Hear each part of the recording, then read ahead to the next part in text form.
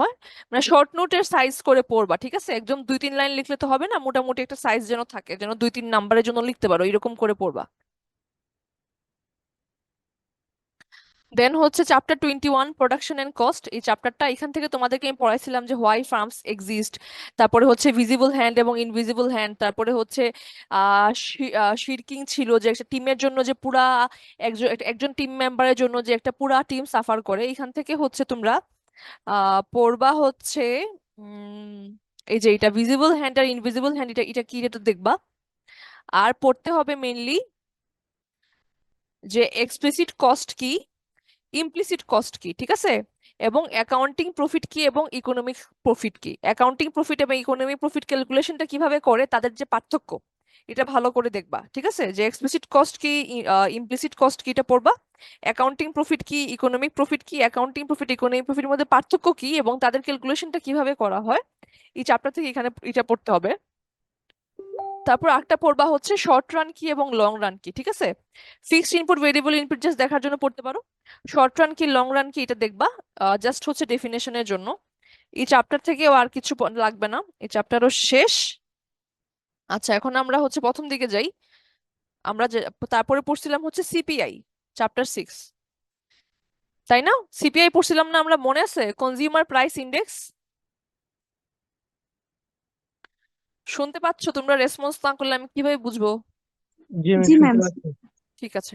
এখান থেকে হচ্ছে এই যে কনজিউমার প্রাইস ইন্ডেক্স বা সিপিআই, এটা কি, ঠিক আছে? সিপিআই কিভাবে ক্যালকুলেশন করে এটা দেখবা।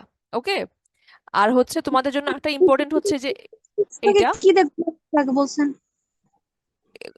সিপিআই থেকে, জি ম্যাম, চ্যাপ্টার সিপিআই 6। থেকে সিপিআই হচ্ছে কাকে বলে, ঠিক আছে? যে কনজিউমার প্রাইস ইন্ডেক্সটা কি, কনজিউমার প্রাইস ইন্ডেক্স ক্যালকুলেশনটা কিভাবে করে। এই যে এখানে আমি পড়াইছিলাম না তোমাদের, যে হচ্ছে তোমার হচ্ছে একটা কারেন্ট ইয়ার থাকবে, একটা বেজ ইয়ার থাকবে। তুমি কারেন্ট ইয়ারকে বেজ ইয়ার দিয়ে ভাগ করবা, করে 100 দিয়ে গুণ দিবা, এইভাবে আমরা সিপিআইটা ক্যালকুলেট করি। ঠিক আছে? তোমাদের কারেন্ট ইয়ার বেজ ইয়ার দেওয়াই থাকবে, তোমরা জাস্ট সূত্র জানলেই হবে। জি আচ্ছা। ওকে। আর জি একটা আচ্ছা। জিনিস ইম্পর্টেন্ট আছে, এটা হচ্ছে এই যে এটা পার্সেন্টেজ চেঞ্জটা কিভাবে হয়, তোমাদেরকে পড়াইছিলাম না, যে সিপিআই হচ্ছে আর্লিয়ার ইয়ার মাইনাস হচ্ছে লেটার ইয়ার মাইনাস সিপিআই হচ্ছে earlier year divided by CPI earlier year into 100। যে তোমাদেরকে পড়াইছিলাম যে পার্সেন্টেজ চেঞ্জ, যে এখানে হচ্ছে তারা ক্যালকুলেট করছে কত, যে 1990 আর 2005 পর্যন্ত আমার মোট পার্সেন্টেজ চেঞ্জ হচ্ছে অলমোস্ট 50%।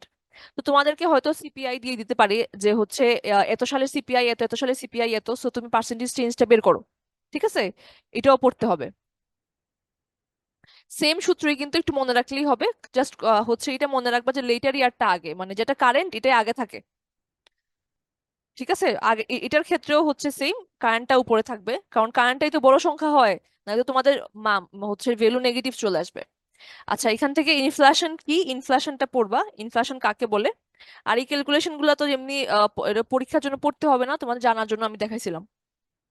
এখান থেকে একটা জিনিস পড়বা, এটা হচ্ছে যে কনভার্টিং ডলার ইনটু হচ্ছে, মানে হচ্ছে dollar from one year to another, এটার মাধ্যমে আমরা স্যালারি ক্যালকুলেশন করতে পারি।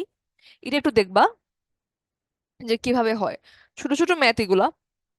এখান থেকে আর কিছু পড়তে হবে না। এখন আমরা যাচ্ছি হচ্ছে আনএমপ্লয়মেন্টে। আনএমপ্লয়মেন্টে গিয়ে তোমরা দেখবা যে আনএমপ্লয়মেন্টটা কি, কাকে বলে। তারপরে হচ্ছে এই যে রেশিও টেশিও এগুলা জাস্ট দেখতে পারো, হচ্ছে ডেফিনেশনের জন্য। ইম্পর্টেন্ট হচ্ছে যে হচ্ছে রিজনস ফর আনএমপ্লয়মেন্টটা দেখবা। আর ডিসকারেজড ওয়ার্কার এগুলো তোমরা শর্ট নোটের জন্য পড়বা, ঠিক আছে? ডিসকারেজড ওয়ার্কার কারা, কি বলছিলাম, যারা হচ্ছে অলমোস্ট হচ্ছে 1 ইয়ার পর্যন্ত কাজকর্ম খুঁজে খুঁজে তারা হচ্ছে কোনো জব পায় না, এবং তারা আশাও ছেড়ে দিছে যে আমি আর জব পাবোই না, মানে তারা আনএমপ্লয়েডও, তারা হচ্ছে এমপ্লয়েডও না, এবং they are not even searching for job. তাহলে তারা হচ্ছে ডিসকারেজড ওয়ার্কার। আর এখানে কিছু রিজনস আছে, এগুলা দেখবা। ডিসকারেজড ওয়ার্কার কাকে বলে এটা পড়বা, শর্ট নোটের জন্য ইম্পর্টেন্ট।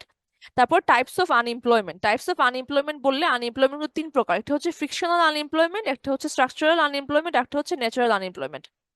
সো হচ্ছে যখন কেউ, মানে তোমাদের যদি কোয়েশ্চেন আসে যে হচ্ছে explain the type of unemployment, তখন তোমরা ফ্রিকশনাল আনএমপ্লয়মেন্টটাও লিখবা, স্ট্রাকচারালটাও লিখবা, দুইটা মিলে ন্যাচারাল যে হয়টাও লিখবা। সেক্ষেত্রে পুরোটা অবশ্যই লিখতে হবে না, তোমরা তোমাদের মতো ছোট করে নিবা যে ফ্রিকশনাল আনএমপ্লয়মেন্ট কি, কিভাবে হয় এবং কিভাবে হচ্ছে এটা সংজ্ঞাটা কি, ঠিক আছে? এইভাবে করে এটা পড়বা, টাইপস অফ আনএমপ্লয়মেন্ট, এটা ইম্পর্টেন্ট।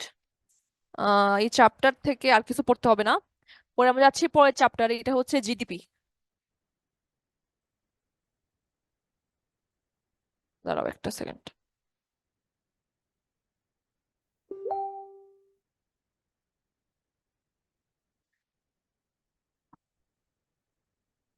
জিডিপি থেকে জিডিপি কাকে বলে এটা পড়তে হবে, জিডিপি কিভাবে ক্যালকুলেশন করে এটা পড়বা। ফাইনাল গুড কি, ইন্টারমিডিয়েট গুড কি, এটা জাস্ট হচ্ছে ডেফিনেশনটা দেখে ফেলবা। এখান থেকে হচ্ছে হোয়াট জিডিপি ওমিটস, এটা রিডিং পড়লেই হবে, এত বেশি ইম্পর্টেন্ট না। যেটা ভালো করে পড়তে হবে এটা হচ্ছে যে জিডিপির এক্সপেন্ডিচার অ্যাপ্রোচ। তোমাদেরকে একটা অ্যাপ্রোচ পড়াইছিলাম মনে আছে, যে হচ্ছে এটা দুই ধরনের অ্যাপ্রোচ থাকে, একটা ইনকাম অ্যাপ্রোচ, একটা হচ্ছে এক্সপেন্ডিচার অ্যাপ্রোচ। এটা হচ্ছে এক্সপেন্ডিচার অ্যাপ্রোচ, দেখো এটা the expenditure approach to computing GDP for a real world economy. যেখানে আমরা বলছিলাম যে এখানে চারটা সেক্টরে ভাগ করা হয়, চারটা সেক্টরে একটু করে হচ্ছে এক্সপ্লেনেশন ছিল। এক্সপ্লেনেশনের পরে তারা হচ্ছে আলটিমেটলি একটা ইকুয়েশন বের করছিল। এই যে ইকুয়েশনটা, এটাই হচ্ছে আলটিমেটলি এক্সপেন্ডিচার অ্যাপ্রোচ, যেখানে GDP is equal to C. C হচ্ছে কনজাম্পশন, আই হচ্ছে ইনভেস্টমেন্ট, জি হচ্ছে গভর্নমেন্ট পারচেজ, আর ইএক্স হচ্ছে এক্সপোর্ট, এবং আইএম হচ্ছে ইম্পোর্ট। তাহলে জিডিপি ক্যালকুলেশনে আমরা কনজাম্পশনের সাথে ইনভেস্টমেন্ট যোগ করব, সাথে গভর্নমেন্ট পারচেজ যোগ করব, সাথে এক্সপোর্ট ইম্পোর্টের পার্থক্যটা যোগ করব। পজিটিভ হলে পজিটিভ যোগ করব, নেগেটিভ হলে নেগেটিভ যোগ করব। যদি এক্সপোর্ট বেশি হয় ইম্পোর্ট কম থাকে তাইলে পজিটিভ মান আসবে, আর যদি এক্সপোর্ট থেকে ইম্পোর্ট বেশি হয় নেগেটিভ মান আসবে। ক্যালকুলেশনটা কিভাবে হয় এটা দেখবা। এক্সপেন্ডিচার অ্যাপ্রোচ যদি তোমাদের কাছে চায় তাই তোমরা কিভাবে লিখবে আমি বলি। যে এই যে চারটা পাঁচটা আইটেম আছে, এই যে কনজাম্পশন, ইনভেস্টমেন্ট, হচ্ছে গভর্নমেন্ট, হচ্ছে পারচেসেস, এক্সপোর্ট ইম্পোর্ট, এগুলা সবগুলা কিভাবে হয় এখানে একটু বড় বড় করে লেখা আছে। তুমি তোমাদের মতো করে শর্ট করে একটু পড়ে ফেলবা যে কনজাম্পশনে কোন সেক্টর গুলো আছে এবং হচ্ছে এটাতে কিভাবে ক্যালকুলেশন হয়, ইনভেস্টমেন্টে কোন সেক্টর গুলো আছে, ক্যালকুলেশন কিভাবে হয়, গভর্নমেন্ট পারচেসেও সেম, এনএক্সেও সেম। এই চারটাকে ছোট ছোট করে দেখে ফেলবা, এটাই হচ্ছে আমাদের এক্সপেন্ডিচার অ্যাপ্রোচ, এটা এখান থেকে পড়তে হবে।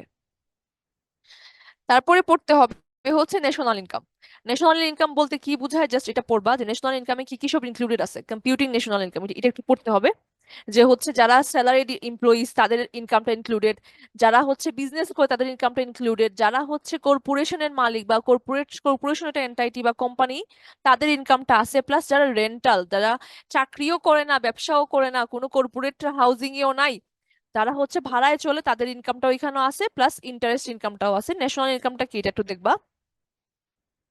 আর এখান থেকে ডিসপোজেবল ইনকাম একটা টপিক তোমাদেরকে পড়াইছিলাম, যে হচ্ছে পার্সোনাল ইনকাম থেকে যখন আমি ট্যাক্সটা বাদ দিই, পার্সোনাল ট্যাক্সেসটা বাদ দিই, তখন কি আসে ডিসপোজেবল ইনকাম, মানে আমাদের হাতে যা টাকা থাকে এটাই হচ্ছে আমাদের ডিসপোজেবল ইনকাম। সো এটা ডিসপোজেবল ইনকাম বলতে কি বোঝায় এবং কাকে, মানে কিভাবে হয় এটা পড়বা, এটা ইম্পর্টেন্ট আছে শর্ট নোটের জন্য। পার্সোনাল ইনকাম তো দেখতেই হবে, না ডিসপোজেবল ইনকাম লিখতে পারবো না, এটা পড়তে হবে। আর একটা ইম্পর্টেন্ট টপিক হচ্ছে এখানে the calculation of real GDP. Real GDP কাকে বলে, রিয়েল জিডিপি কিভাবে ক্যালকুলেট করে তোমাদেরকে আমি ক্লাসে মোটামুটি ভালো করে বুঝাইছিলাম। এখানে দেখো রিয়েল জিডিপি কি এবং কম্পিউটিং রিয়েল জিডিপি দুইটাই পড়তে হবে। যে ফার্স্টে আমরা দেখছি কি, যে হচ্ছে হচ্ছে কোয়ান্টিটি অফ গুডসও বাড়ছে, প্লাস হচ্ছে প্রাইসও বাড়ছে, কোয়ান্টিটি অফ গুডস বাড়ছে, সো এটা হচ্ছে আমার নর্মাল জিডিপি। যখন রিয়েল জিডিপি ক্যালকুলেট আমি করব তখন আমি কি করব, যে হচ্ছে প্রাইস গুলাকে কনস্ট্যান্ট রেখে জাস্ট হচ্ছে কোয়ান্টিটি গুলাকে বাড়াবো, বাড়াইয়া হচ্ছে রিয়েল জিডিপি ক্যালকুলেট করব। যে যদি আমার প্রাইস লেভেল সেম থাকতো তাইলে আমার জিডিপি কি হইতো। এইভাবে করে রিয়েল জিডিপি ক্যালকুলেট করা হয়, এটার ক্যালকুলেশনটা খুবই ইজি এবং খুবই সহজ, এটা পড়বা, ঠিক আছে। সো এই চ্যাপ্টার থেকে এই এতটুকুই, এই যে তোমাদের সিলেবাস এই পর্যন্তই। তোমাদের আর কোনো কোয়েশ্চেন আছে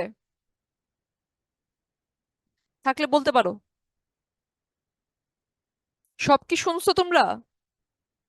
জি ম্যাম। এতটুকু পড়লেই হবে, সিলেবাস খুবই ছোট। সো হচ্ছে তোমরা সবাই পারবা আশা করি। কোনো কোয়েশ্চেন থাকলে আমাকে জিজ্ঞেস করতে পারো। এগুলাই বেশি আসবে ম্যাম, মানে যেগুলো ইম্পর্টেন্ট টপিক দিয়েছেন এগুলো, আর সংজ্ঞা মানে শর্ট নোট গুলো আসবে ম্যাম। মানে আমি বলি তোমাদের কোয়েশ্চেন হচ্ছে পাঁচটা, হচ্ছে পাঁচটা চ্যাপ্টার না, জি হচ্ছে ম্যাম। এই পাঁচটা চ্যাপ্টার থেকে ভাগ করে, আমি যে হচ্ছে সব চ্যাপ্টার থেকে এক চ্যাপ্টার থেকে একটা কোয়েশ্চেন দিছি এরকমই না, পাঁচটা চ্যাপ্টার থেকে ভাগ করে করে হচ্ছে আমরা দিব, দিয়ে দিছি হচ্ছে কোয়েশ্চেন, আর একটা হচ্ছে শর্ট নোট থাকবে। ওকে। ম্যাম, থিওরি আর ম্যাথ কি কম্বাইন থাকবে? হ্যাঁ, থিওরি ম্যাথ কম্বাইন থাকবে, ছোট ছোট ম্যাথ থাকবে। তোমরা হচ্ছে পরীক্ষার হলে মাস্ট হচ্ছে কি নিয়ে যাবা, ক্যালকুলেটর নিয়ে যাবা। আর হচ্ছে কি নিয়ে যেতে হবে কিন্তু পেন্সিল, পেন্সিল এবং স্কেল, গ্রাফগুলাকে ক্লিয়ার করে আঁকবা। আর হচ্ছে কোনটা কি গ্রাফ, মানে কার্ভ গুলা, এগুলা যেন ভালো মতো বোঝা যায়। আর ছোট ছোট ম্যাথের জন্য হচ্ছে কি নিয়ে যেতে হবে, ক্যালকুলেটর। ঠিক আছে? জি ম্যাম। আর কোনো কোয়েশ্চেন আছে তোমাদের? তোমরা কি বুঝছো আমি যা হচ্ছে মানে বলছি? সিলেবাস তো এটাই, আমরা তো ক্লাসে এটাই পড়ছি। সো আশা করি কনফিউশন হবে না, সবকিছুই পড়া আছে। যা তাও যদি তোমাদের কখনো কোনো কনফিউশন হয় বা বুঝতে অসুবিধা হয় আমাকে জানাও। আমি হচ্ছে দরকার হইলে তোমাদের পরীক্ষার আগে, পরীক্ষা তো দেরি আছে, আমি একটা রিভিউ ক্লাস নিব না। ঠিক আছে? ঠিক পরীক্ষার আছে আগে বন্ধ নাই ম্যাম, আর তো নিতে পারবেন না ক্লাস, মানে এই না পরীক্ষার না, আগে শুধু ধরো যদি তোমার, আমি জানি তোমাদের সময় নাই কারণ গ্যাপ খুবই কম, কিন্তু আমার পরীক্ষা তোমাদের 9 তারিখে না 11 তারিখে, 11 তারিখে ম্যাম। সবচেয়ে লাস্ট এক্সাম, তাই না? Maybe ma'am. হ্যাঁ হ্যাঁ, ওই দিনই লাস্ট, এরপরে আর ক্লাস নাই। তাও যদি হচ্ছে কোনো মেজর ইস্যু থাকে তাহলে আমার সাথে যোগাযোগ করিও, সমস্যা নাই। আর রোহিত, তুমি তো হচ্ছে অ্যাসাইনমেন্ট গুলো মোর কাছে জমা দিয়ে আসছো, তাই না? হ্যাঁ ম্যাম, ওই যে ওনার ডেস্কে রেখে আসছিলাম।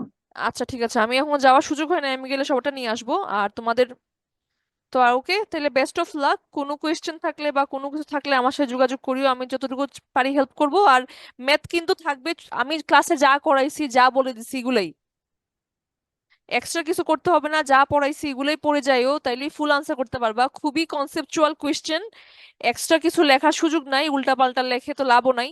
কনসেপচুয়াল কোয়েশ্চেন, কনসেপ্ট মানে যা চাইছি তা আনসার করবা, তাইলে আশা করি তোমরা সবাই ভালো নাম্বার পাবা। ঠিক আছে? ওকে, তাইলে আমি ক্লাস শেষ করে দিচ্ছি। তোমাদের কিছু বলার আছে আর?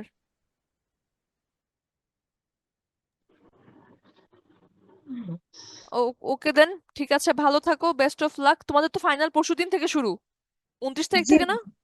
হ্যাঁ ম্যাম, 29 তারিখে। আচ্ছা ঠিক আছে, তোমাদের আর টাইম না নেই। ওকে, তাইলে ভালো থাকো সবাই। আল্লাহ হাফিজ।